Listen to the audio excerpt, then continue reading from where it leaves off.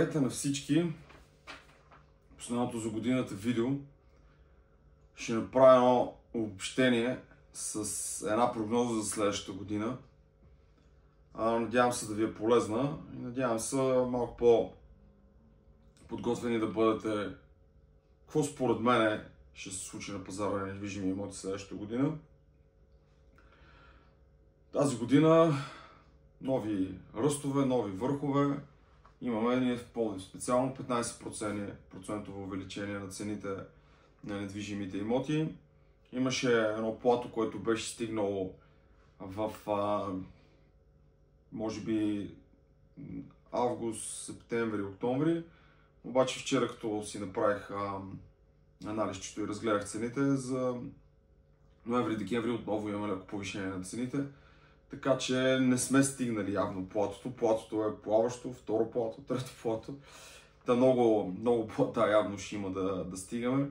Така че цените белязаха поредното сериозно увеличение, което общо взето дава много сериозен оптимизъм у продавачите, следствие на което, доколкото разбрах, имаме 47% увеличение на строителните разрешения.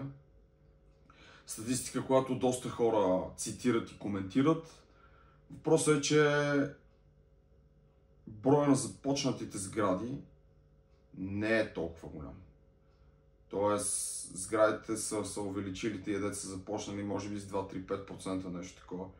Големия брой процентно увеличение на броя на издадени строителни разрешения според мен идва от факта, че те им дигнаха цените. Много хора побързаха да издадат строителни разрешения, за да могат да вземат да ги изкарат на по-ниската цена. Както знаете, в Пловдив от 5 лева на квадратен метър цената беше увеличена на 12. И имаше някакво брутално вадене на строителни разрешения.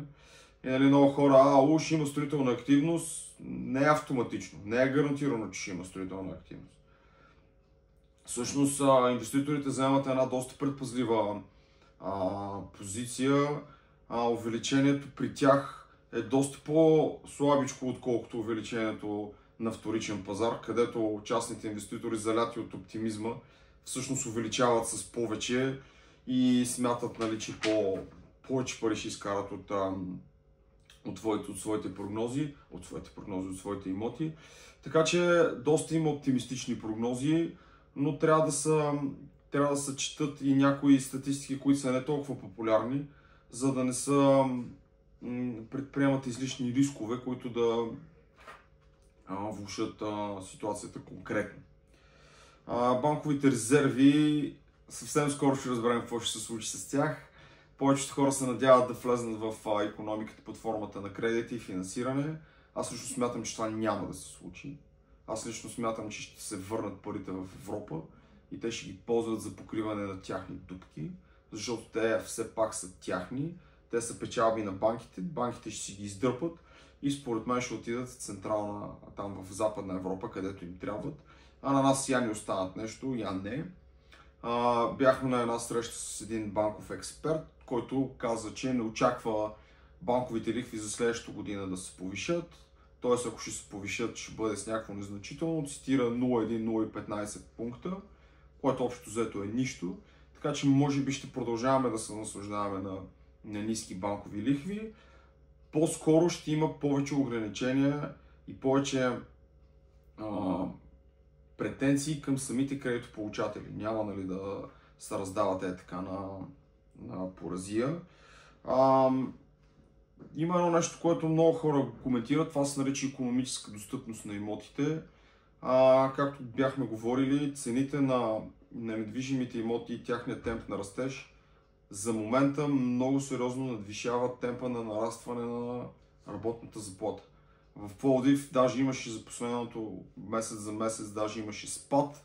Тя се колебае около 2100 лева средна заплата в града, което комбинирано с повишените разходи за живот поради инфлацията и влизане в еврозоната, ще ограничи възможността на потребителите да теглят кредити.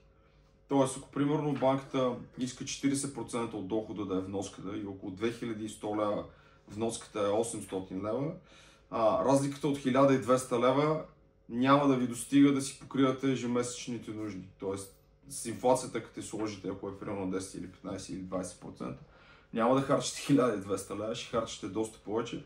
Така че достъпността ще намалява. Въпреки че имаше едно проучване, в което там сме в средата на класацията, Пловдив беше най-достъпният град по цени на недвижими имоти в страната, колкото и невероятно да звучи, и беше на 58-о място по достъпност в Европа от 180 и няколко града, които бяха цитирани. Аз лично смятам, че ще пропадаме в тази класация, точно поради факта, че доходите не се увеличават с същия размер, с който се увеличават и цените на недвижимите имоти. Така че това трябва много да се следи и много да се гледа. Имаме страхотна политическа криза в момента. Това също е изключително негативен фактор. Като се зачетете в много фейсбук групи, в много такива социални форуми, ще видите, че там има едно твърдение, в което много такива политически кадри си инвестират парите в недвижими имоти и те са голям фактор при движението на цените на недвижимите имоти. Аз не съм била политическа личност, клиент все още не мога да съм сигурен, но ако това е така и народа възстане и спре кранчето политическото и данъчното, тези хора наистина могат и да изчезнат от пазара и да имаме вече едно по-сериозно предлагане, което да направи цените на плато. Много се говори за качеството на строителството. Предишната криза оцеляха най-скъпите и най-евтините имоти. Най-евтините имоти българина традиционно той се обича ефтинкото, обича да не съм мине, защото трябва да плащам малко повече.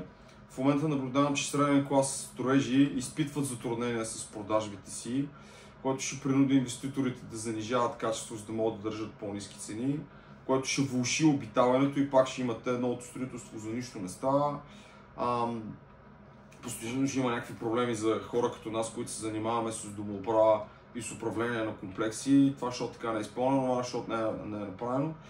Така че много е важно да се следи качеството. Сега младежите си търсят качество, търсят си удобства, търсят си предимства, търсят си умни домове и всякакви такива неща.